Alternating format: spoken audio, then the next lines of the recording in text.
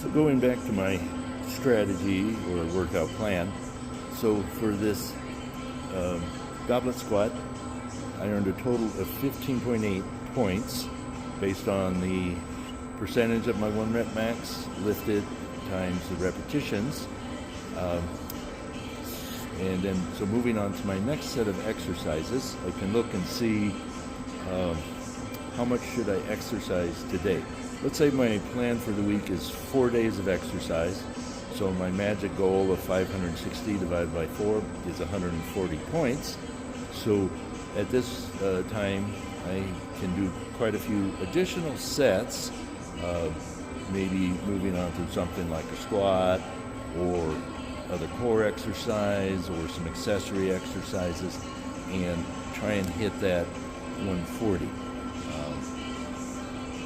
So it's a plan I'm going to work on. I'll let you know as it goes on my next video as to if it's realistic or not, or what I think the benefits or not benefits are. I hope you enjoyed this video. See you all later. It's important on training strength and power that you give yourself adequate rest between each set, a minimum of 1 or 2 minutes. I like to gauge it based on my breathing, make sure that I'm getting down into zone 2 breathing, meaning I can still talk, although I believe my heart rate is still elevated, before moving on to the next set. But this one, which is 95% of my predicted max, my goal is to hit 1 to 3 repetitions. Again, I'll continue until I only have 1 or 2 repetitions left in reserve. So we'll see how it goes.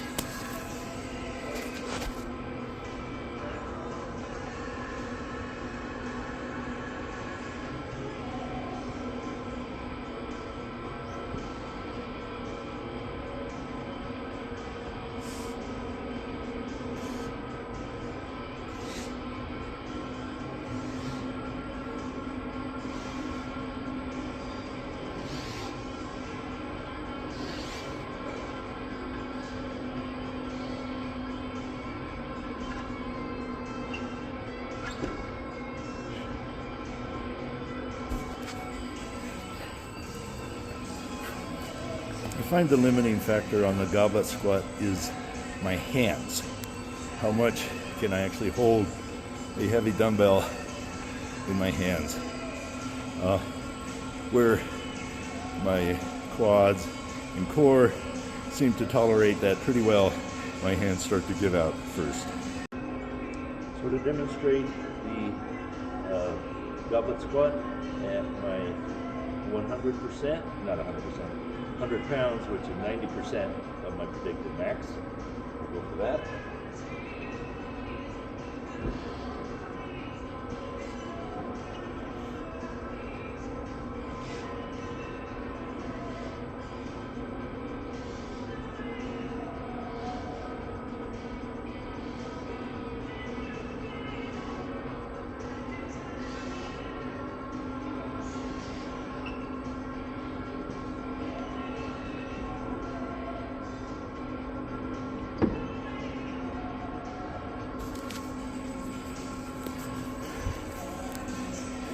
Even though I had planned on doing a few reps, 3 to 4, so I did more,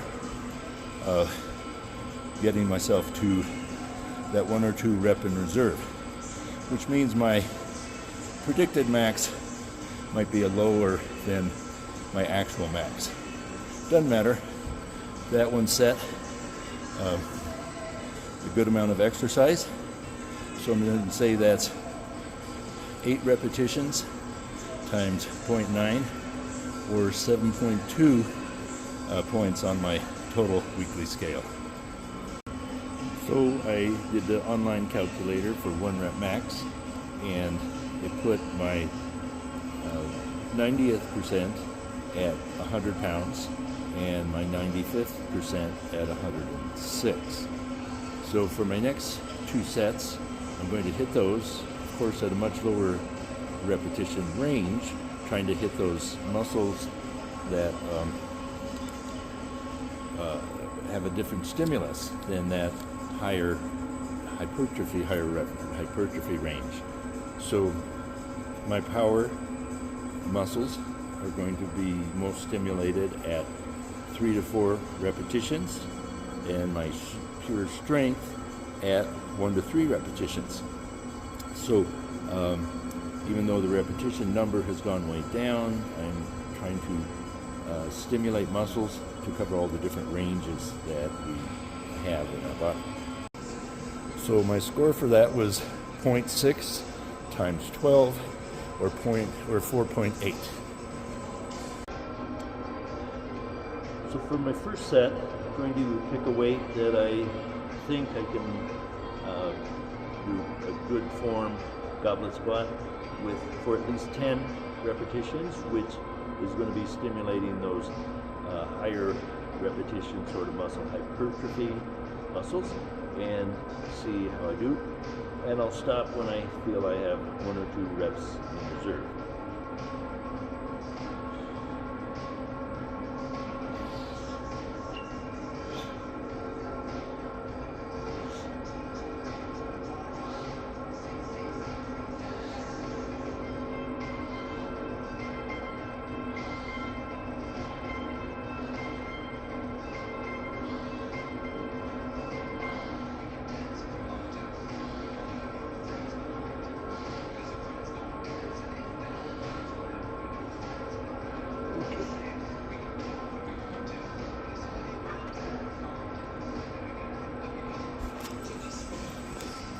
So using that, I can go to my 1 rep max calculator.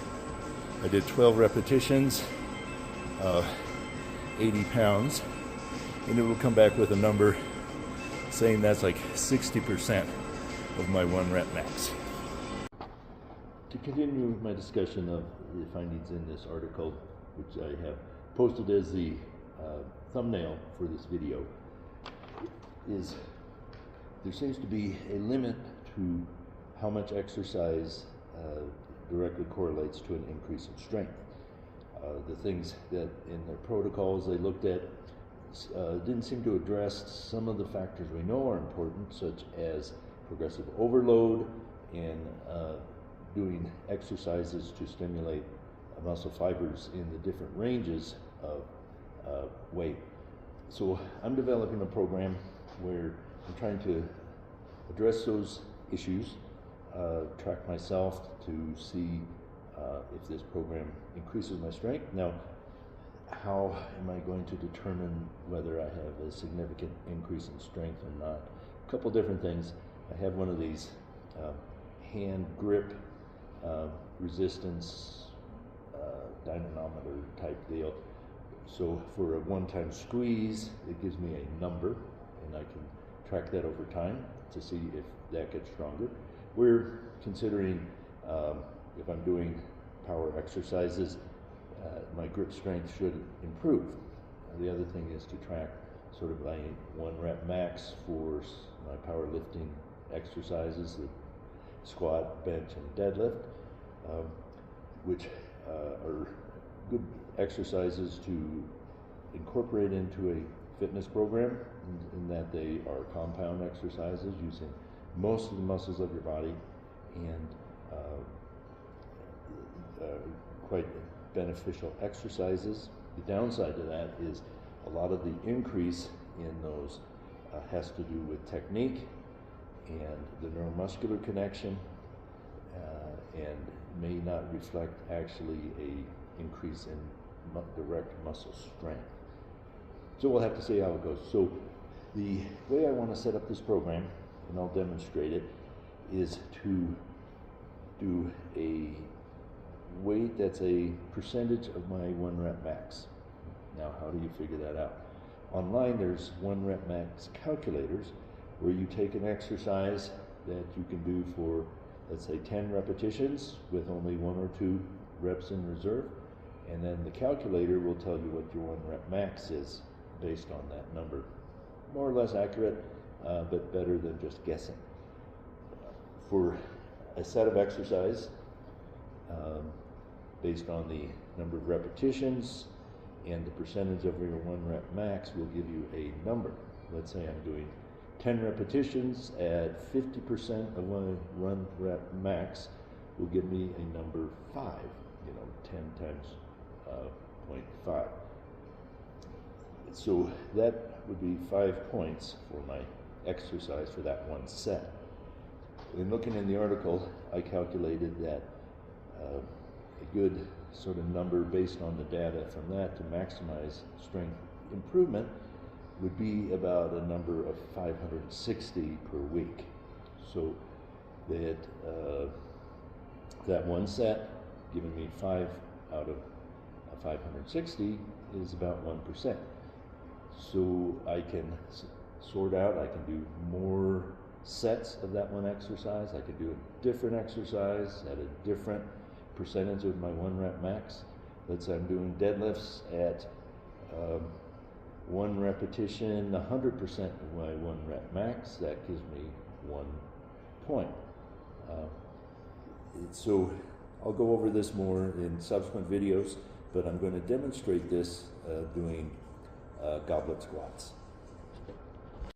One final issue in trying to use all this data to come up with a program is I think you should train in all of those zones, either on a sort of microcycle, focusing on one of them for 2 to 3 weeks, or combining those doing various exercises maybe in the course of a week.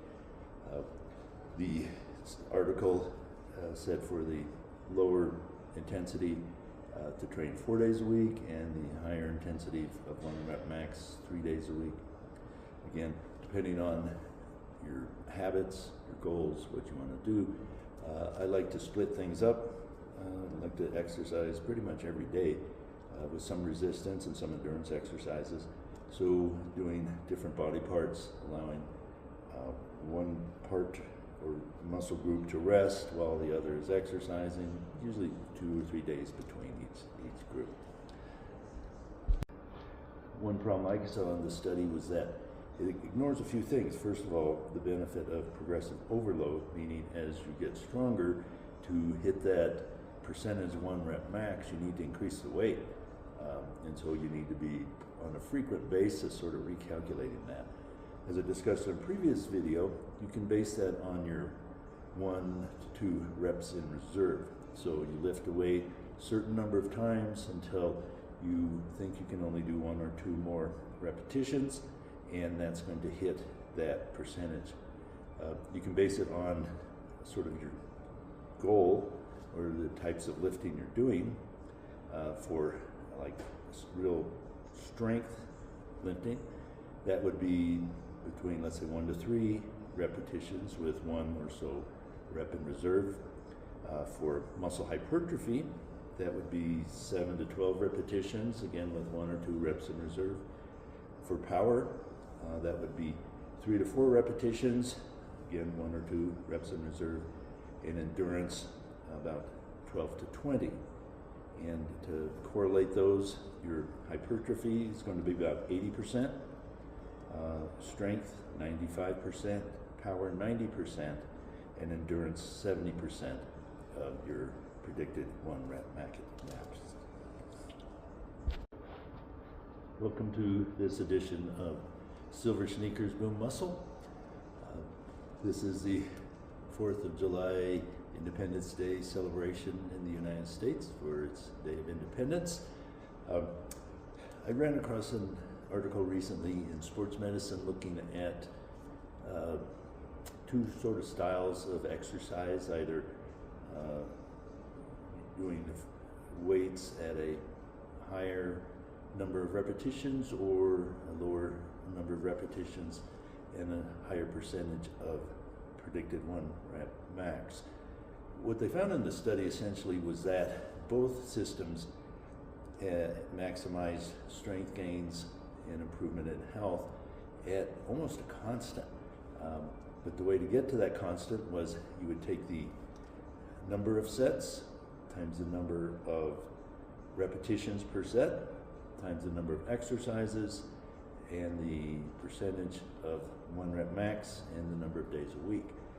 So the only constant in the equation was the percentage 1 rep max. In the more strength-oriented group, that was 80%, and in the muscle endurance group, that was more like a 55% 1 rep max. What I thought was interesting, and I'm still sorting through this article and the calculations and how to design a fitness program of resistance exercises that maximizes your gains without essentially wasting your time not doing enough or overexerting and leading to problems with overtraining and the downside to that.